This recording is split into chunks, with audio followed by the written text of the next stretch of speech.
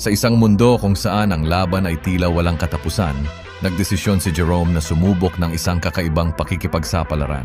Lumipad siya sa langit at sa paglipad na iyon, nakasakay siya sa isang napakalaking ibon na kayang magdala ng apoy mula sa kanyang bibig. Ang kanyang layunin pumunta sa Iran at ipagtanggol ang mga taga-Israel sa gitna ng kaguluhan at digmaan. Habang lumilipad sila sa kabila ng mga ulap, nakaramdam si Jerome ng matinding katiwasayan.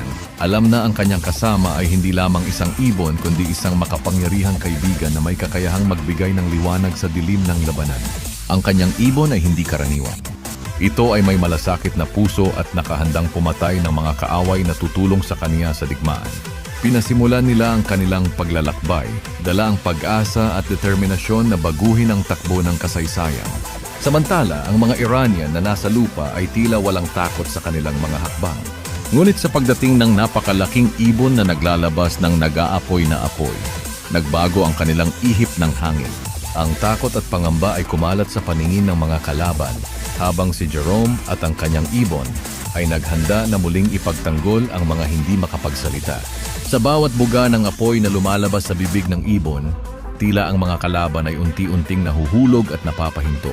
Isang araw ng labanan ang dumating at ang mga alon ng apoy at sigaw ng mga mandirigma ay nagkalat sa paligid.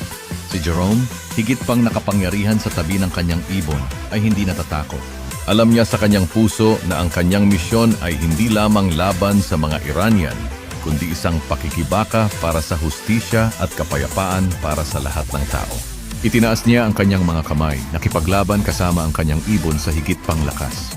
Sa ilalim ng makapangyarihang sisilong ng kanyang ibon, kusa siyang nagbigay liwanag sa kadiliman. Bawat laban, bawat panalo ay hindi lamang para sa kanya kundi para sa mga taong naglalaban sa kanilang sariling digmaan.